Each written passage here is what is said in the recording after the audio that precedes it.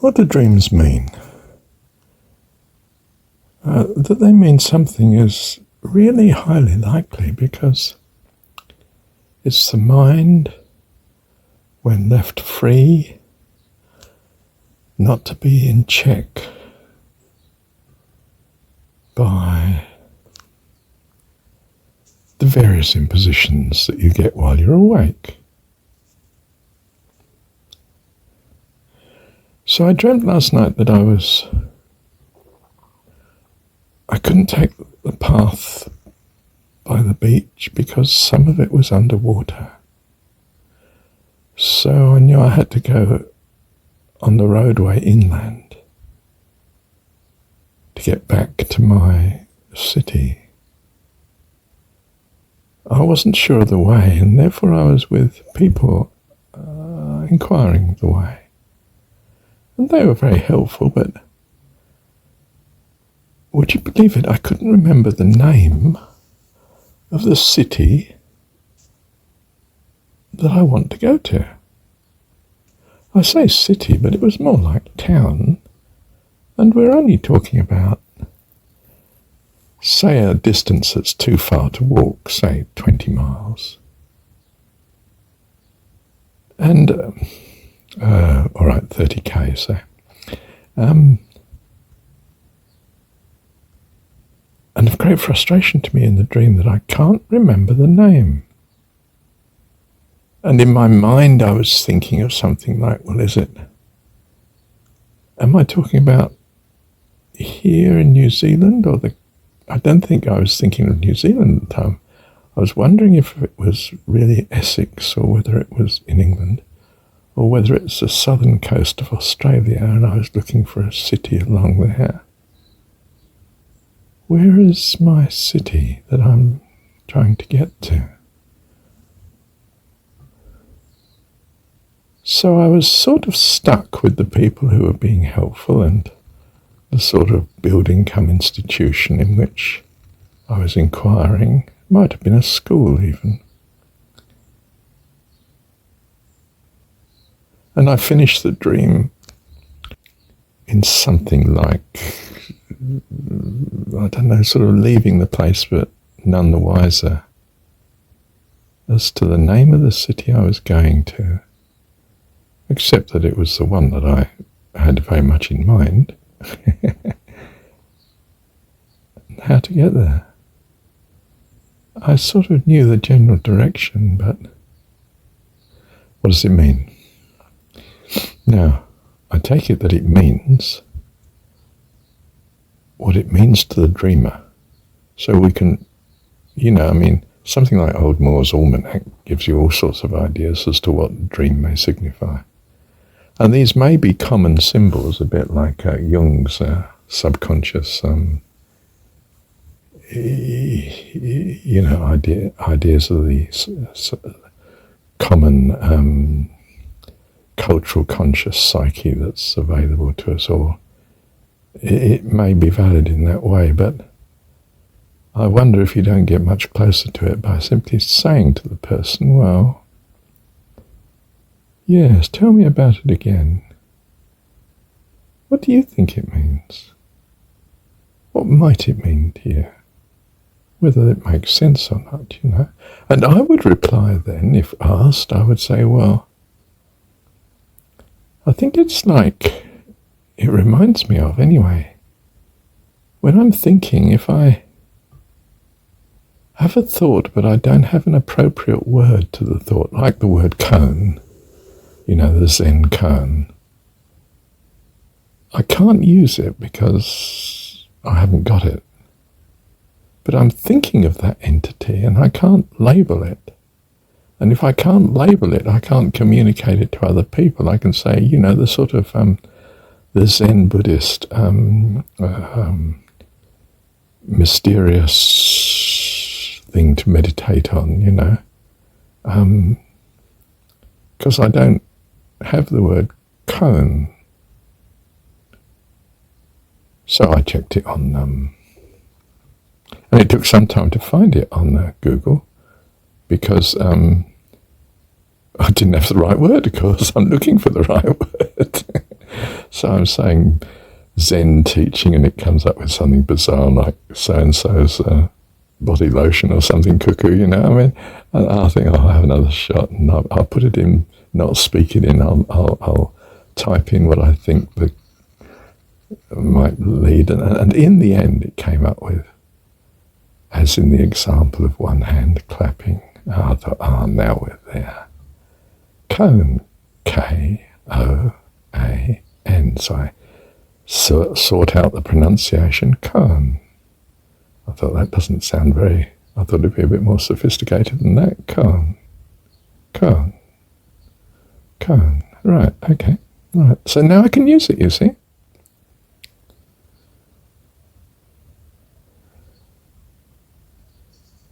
So I think that's what the dream was about.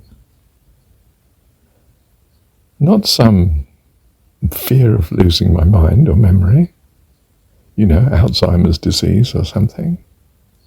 But quite simply, it's an intelligible analogy that my mind can dwell on that's concerning the mind. The mind has been faced with the heart being concerned when I have something to say and I can't say it because I don't have the right terminology. And of course it can be a great help that I don't have the right terminology because I put it in simple everyday language sometimes, if I'm able. And that's much better for my reader because who wants, for instance, economic theory jargon like general equilibrium analysis or something, you know, I mean,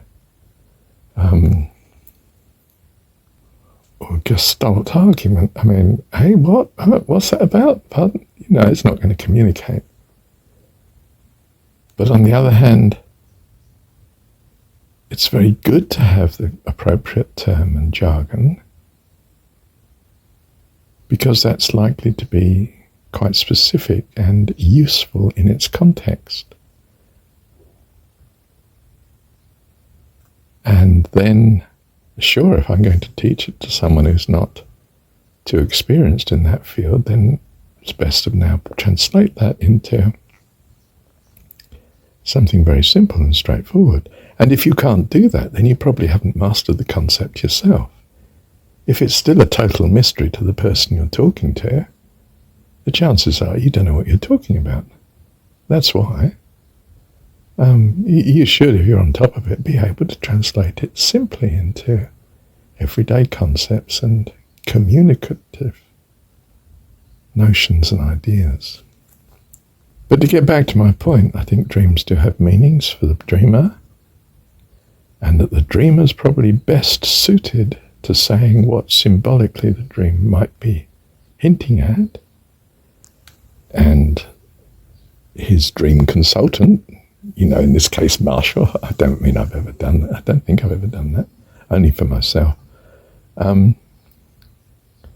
His job is to encourage a confidence in the dreamer to start to put the relevance to the dream himself. And you know, either way, whether the dream was on this or not, he will be on what's concerning him in life now. And that's why he's seeing his dream as being relevant to the explanation he's giving, or possibly. He's very cautious, of course, because he hasn't got answers to his problem. But his problems of living start to be revealed by the dream analysis. And so his dreams become an asset in understanding his dilemma and perhaps helping him in some way.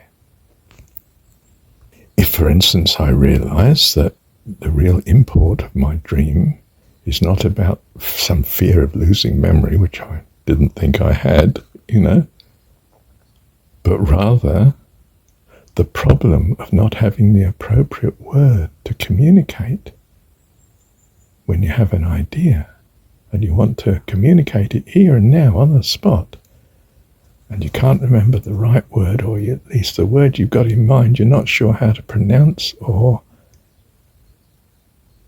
you're not sure that it's the right word, you need to check on its definition and meaning first. Is a serious problem. If you're concerned to help people in communication, by, if you like, consultation and so on.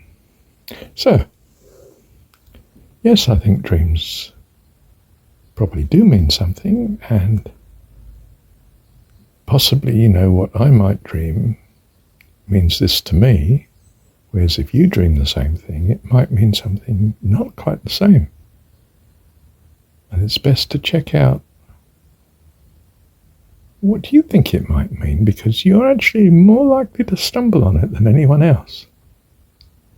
And the person you're consulting may be able to give you the confidence and stay with it. And let's check this out. Is this a problem to you? Yes, it is a problem. Ah, good. Well, fair enough. That's why the dream was as it was.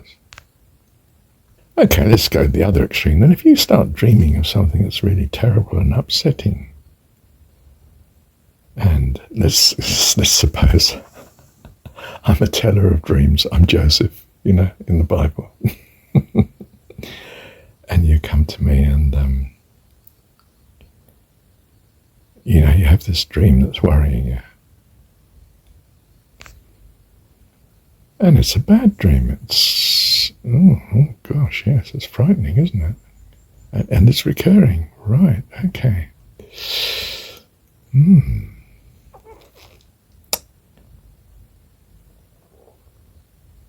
Does it parallel anything in your present life concerns? What are the things that are uppermost in your heart and concerns personally at the minute? I mean, don't tell me if you don't want to, but it's probably referring to something in there. It's what I suspect. You might come up with, well, I'm worried about this illness, or I'm worried that so-and-so's ill and could die, or I'm terrified about unemployment. I think it's a possibility at the minute. And his voice may well go down. A sort of automatic reaction to being concerned and thinking deeply. And then you say, now, do you think your dream could be in some sense a vivid way of illustrating one or several of these points? And quite honestly, if you don't solve what the dream's about, you may well be much clearer on what he's wrestling with in his life. And, well, the solution. That's the point. And that will probably be the solution to his dreaming badly too, which is he needs to be preoccupied with something other than these fears. Now, if he's a godly person, of course, it's straightforward. You start relating things to God and the assurances of God and so on and so forth. If he's not, well, short of converting him and rescuing him to salvation on the spot,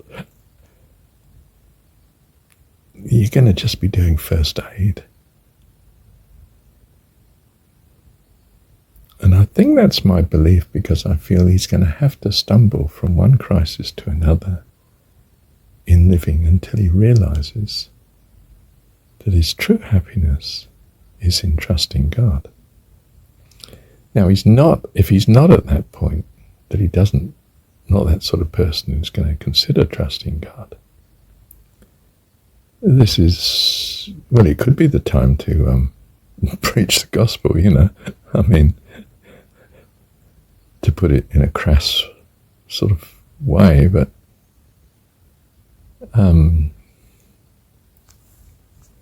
at least getting as far as focusing him on and opening up as to what his problems are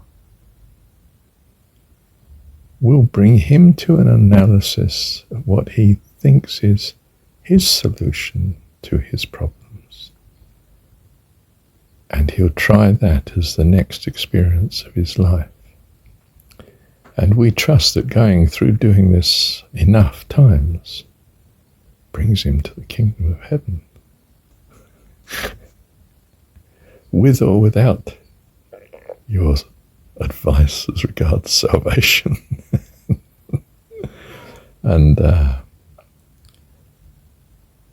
well, the fact that someone's come to you and asked for help may well be that that is near for him. Don't discount that. But don't assume it and plough on with, if you like, you know, the gospel message to someone who doesn't have ears to hear. He may be in crisis, but that doesn't mean he's got ears to hear your solution. He needs his solution. And it can be quite hard to dress your solution as his. So in some sense, you help him in the right direction. But, you know, don't expect to be able to evangelize the whole world. Jesus basically attends to those that have ears to hear. And sure, people that cry out, he gives them such help as he thinks will bless them. And that's our ideal, according to the Jesus story. And it probably is our ideal too, isn't it? Isn't that lovely? Thank you, Dad. Well, you might like to pick up S0605. So I say O, I should say S0605, to be clearer. Yeah, you might want to jump to looking at that. Thank you, Dad. Oh, except I haven't actually published it yet, so you might have to wait a week or a few days anyway. Thank you, Dad.